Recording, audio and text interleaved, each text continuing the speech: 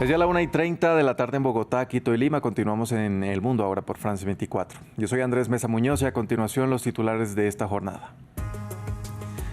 Estados Unidos dijo textualmente que hubo un tremendo progreso hacia un acuerdo para poner fin a la guerra en Ucrania y coincide con Kiev en que los temas más sensibles aún deben ser discutidos entre los presidentes. Mientras tanto, Rusia y Ucrania intensificaron ataques de un lado al otro. Se registraron ataques sobre Afganistán después de una ola de atentados en suelo pakistaní que el gobierno atribuye a militantes en territorio vecino. La misión de asistencia de la ONU dijo que al menos 10 civiles fallecieron durante la ofensiva, mientras que Islamabad niega estas afirmaciones. La tensión entre Estados Unidos y Venezuela no da tregua. Aviones militares estadounidenses sobrevolaron las aguas del Caribe cerca del país sudamericano. De otro lado, la Asociación Internacional de Transporte Aéreo dijo que las compañías que suspendieron sus vuelos hacia Venezuela podrían perder sus derechos de tráfico en este país. Y en contexto, analizamos la presencia de la secta Lev Tahor en Colombia, que preocupa a las autoridades por su historial de delitos contra menores de edad a su paso por varios países de América. ¿Quiénes lo integran y qué profesan también? Los detalles los tenemos con nuestro compañero Patricio Peralta. Empezamos.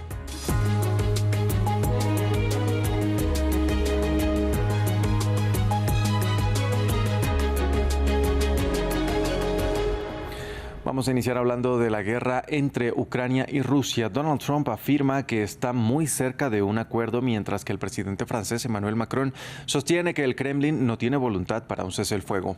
También destaca que la Casa Blanca se comprometió a enviar tropas a Ucrania cuando termine la guerra.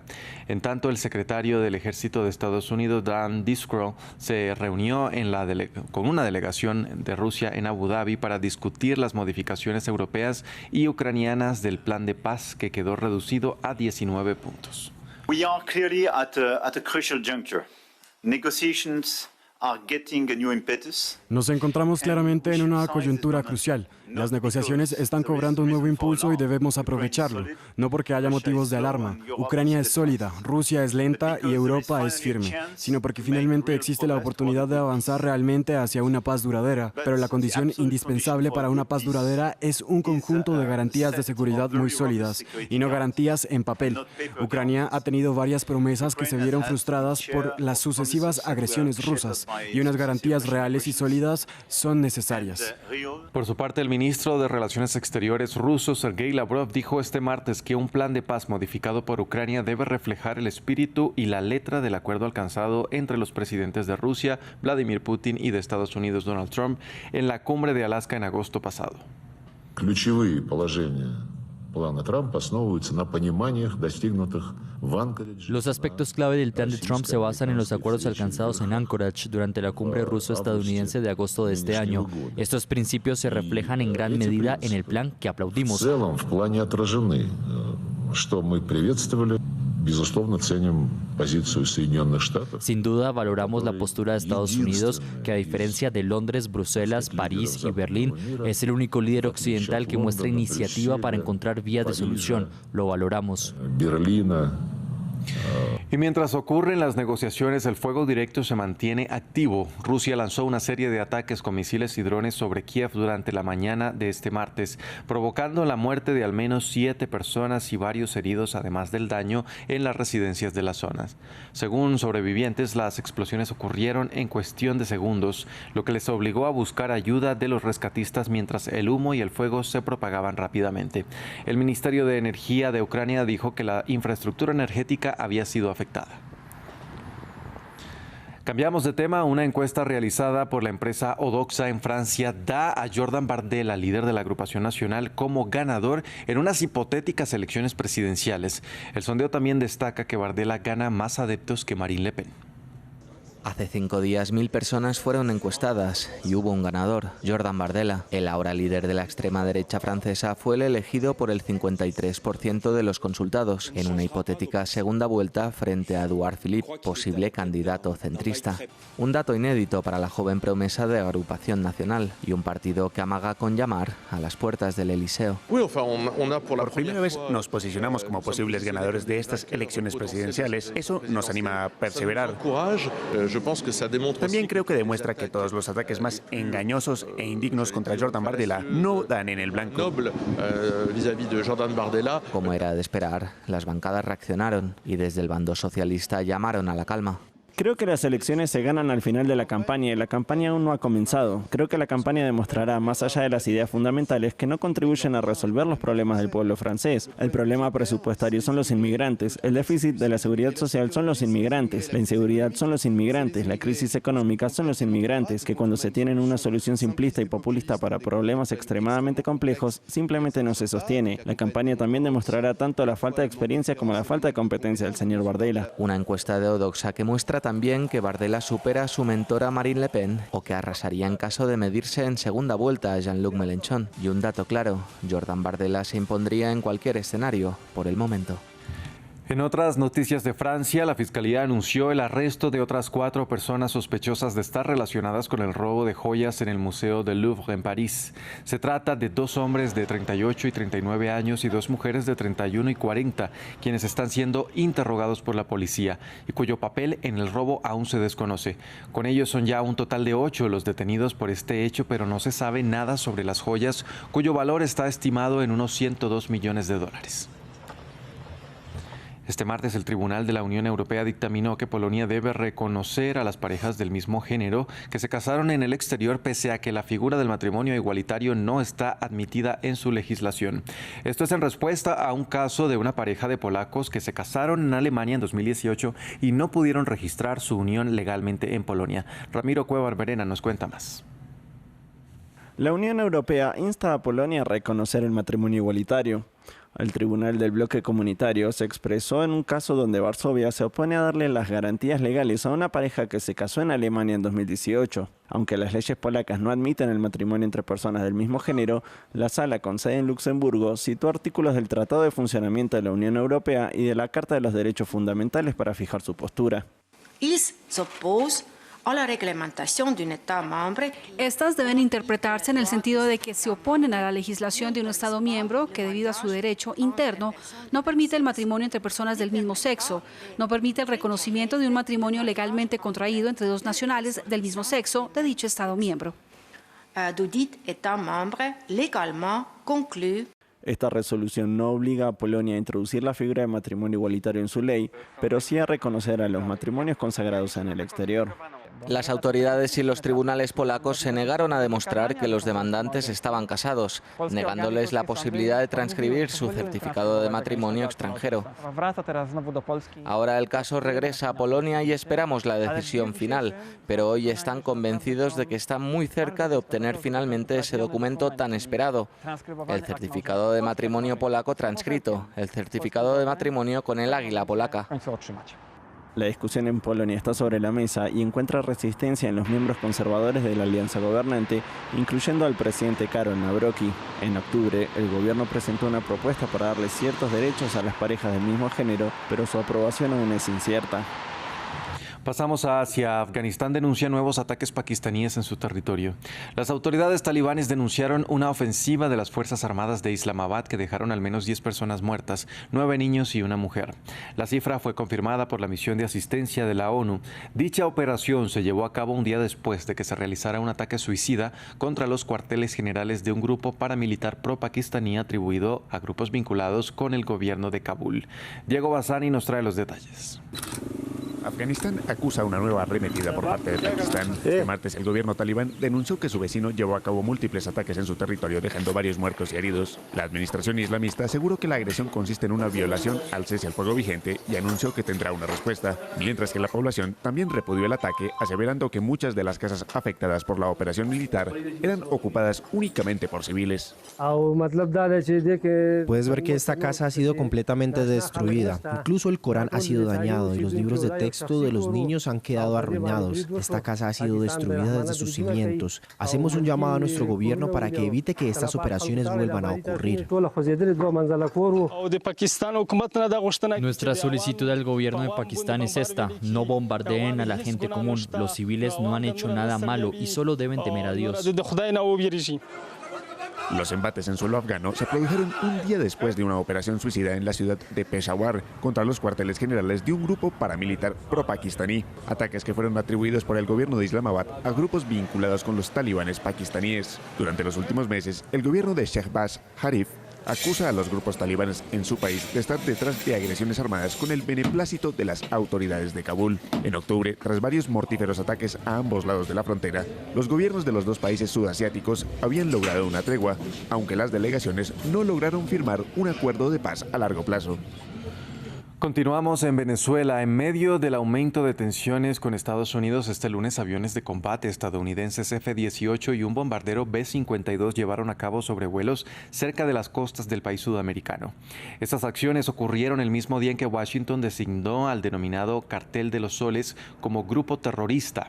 Sin embargo, según Axios, el presidente Donald Trump estaría dispuesto a hablar directamente con su homólogo Nicolás Maduro, lo que, según las fuentes que cita el medio, podría ser una señal de que los ataques con misiles estadounidenses o la acción militar directa en tierra no son inminentes. Escuchemos al mandatario venezolano. Hagan lo que hagan, como lo hagan, donde lo hagan, no van a poder con Venezuela. Somos invencibles. Hagan lo que hagan. No han podido ni podrán jamás con nuestra patria. Jamás. Hagan una mueca, hagan otra mueca, digan por aquí, digan por allá. Estamos blindados para garantizar lo que garantizamos. El sueño de Bolívar, la paz era mi puerto, mi mayor deseo, mi esperanza. Y digo yo, en esta época es nuestra victoria y la paz seguirá siendo nuestra victoria, lograda a pulso por nuestros propios esfuerzos. Este 25 de noviembre, Día Internacional de la Eliminación de la Violencia contra la Mujer, en la capital colombiana, Bogotá, tuvo lugar el segundo encuentro de diplomacia feminista por la paz, que reunió a autoridades, diplomáticos y diferentes lideresas y activistas para hablar sobre la conmemoración del 25N y de la crisis de violencia que padecen las mujeres. Nuestro enviado especial, Hugo Caro Jiménez, nos cuenta más.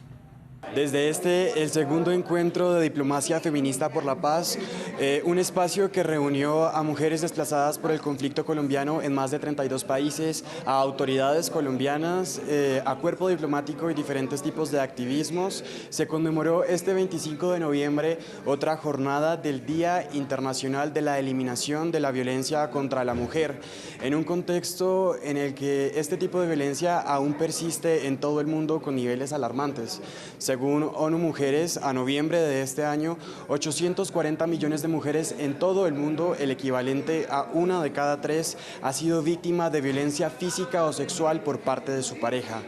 Aquí en América Latina y el Caribe, la crisis de violencia contra la mujer aún persiste con índices también alarmantes y con casos que han trascendido a los medios de comunicación, que se han viralizado, como el triple feminicidio de mujeres en Argentina, el acoso sexual a la presidenta mexicana Claudia Sheinbaum y otros casos que han trascendido a la esfera mediática.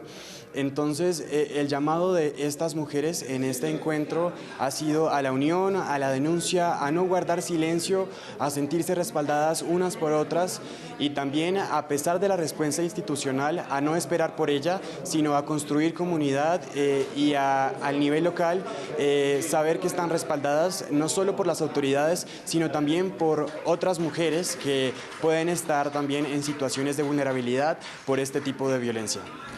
China juzga como una victoria la inesperada llamada de Xi Jinping a Donald Trump, en la que le dejó clara la postura sobre Taiwán. El mandatario estadounidense llamó inmediatamente después a la primera ministra japonesa Sanae Takaichi, según medios del gigante oriental, para trasladarle la información y, según los chinos, para dejarle claro que está sola en su pugna con Beijing. Taipei manifestó su rechazo sobre los resultados del diálogo entre los mandatarios de las potencias. Pasamos a nuestra sección En Contexto. Y como es costumbre en este espacio, analizamos una de las noticias más destacadas de la jornada de la actualidad informativa y por ello saludo en el estudio hasta ahora a mi compañero Patricio Peralta. Patricio, ¿qué tal? Buenas tardes. Andrés, ¿qué tal? Buenas tardes. Patricio, en esta oportunidad vamos a hablar de un tema bastante complejo y bien polémico. Vamos a analizar qué es el Lep Tahor y por qué varios de sus miembros han sido detenidos por las autoridades en varios países.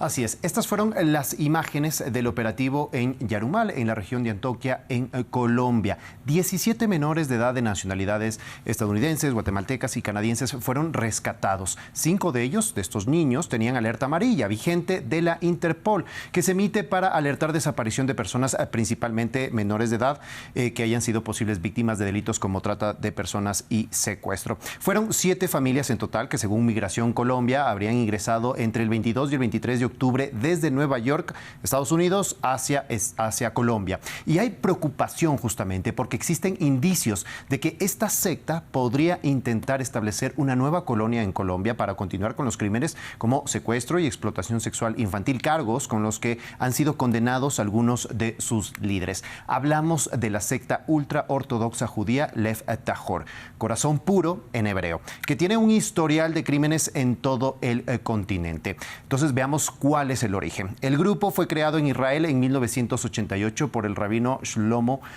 Elbranz. Desde entonces se enfrenta a acusaciones de abuso infantil, pedofilia, secuestros y negligencia de menores. En 1999, Elbranz y su comunidad se traslada a Estados Unidos y se establece en Brooklyn. Nuevamente enfrenta investigaciones y para el 2000 deciden establecerse en Quebec, Canadá. Su estadía en cada país dependía justamente de las complicaciones que enfrentaban, tanto en lo judicial por estos procesos como en las comunidades donde también eran rechazados.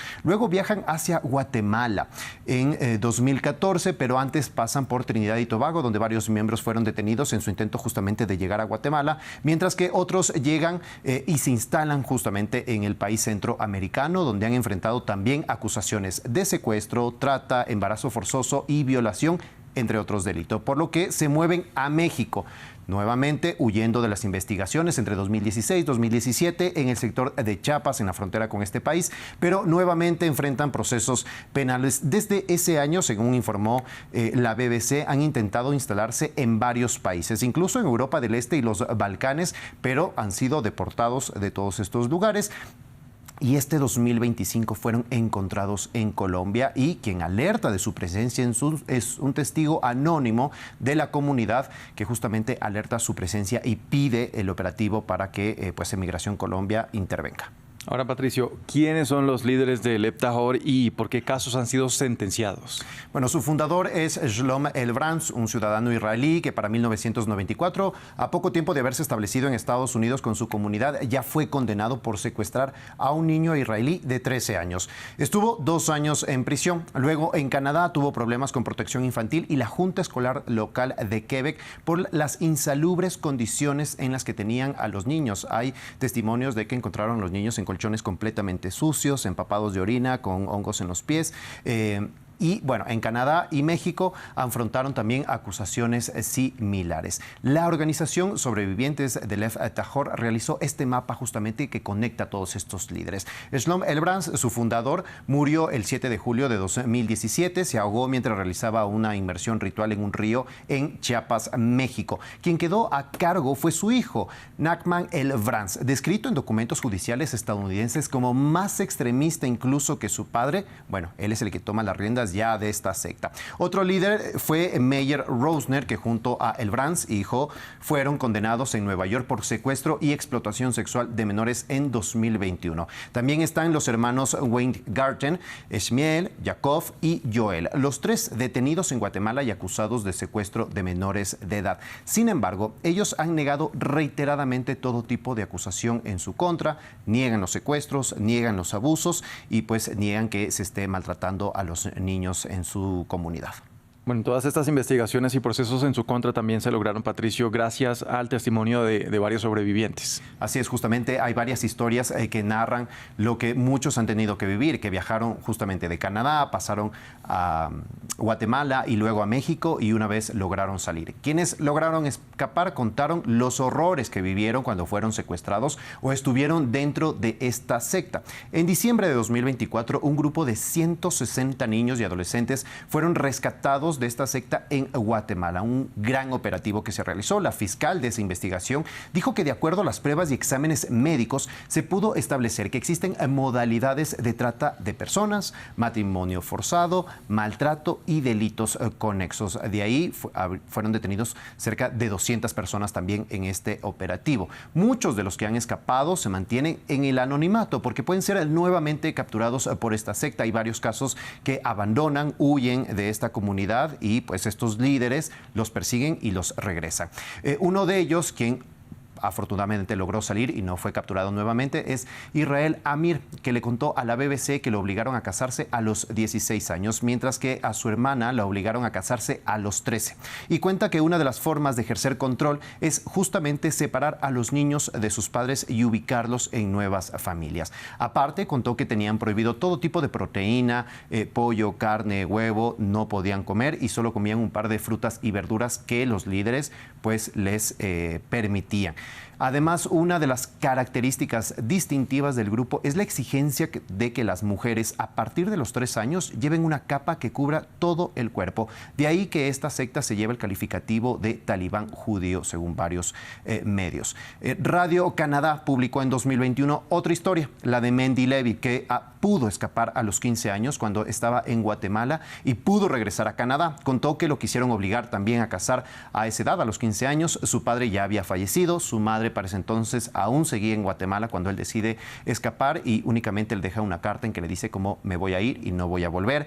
Luego se comunica justamente con su madre, pero la madre intenta convencer a su hijo para que regrese y él le dice que no va a regresar porque es un mundo muy caótico y muchas de las madres han pedido a sus hijos que regresen a esta comunidad. Ahora él está en una familia que se sorprendió de que no conocía nada fuera de las enseñanzas religiosas de Lev Tahor y justamente lo que señalan es que tampoco les enseñan sobre judaísmo. Por ejemplo, leen los libros sagrados del judaísmo. Es específicamente las enseñanzas de El Brans que les dieron en su momento, luego las del hijo y que les tienen completamente desconectados de la realidad. Y lo único que veían, por ejemplo, Mendy contaba que cuando se trasladan desde Canadá hasta Guatemala o a México, pues era lo único que veía y se sorprendía al ver los carros, al ver que existía un mundo fuera de esta comunidad. Toda una historia de terror, Patricio. Muchas gracias por poner en contexto esta situación. Nos vemos en una próxima oportunidad. Así es, Andrés, ya nos vemos. Y a ustedes, televidentes, también gracias por sintonizarnos. Los dejamos con nuestra crónica de historia y en momentos regresamos con más información. Quédense con nosotros.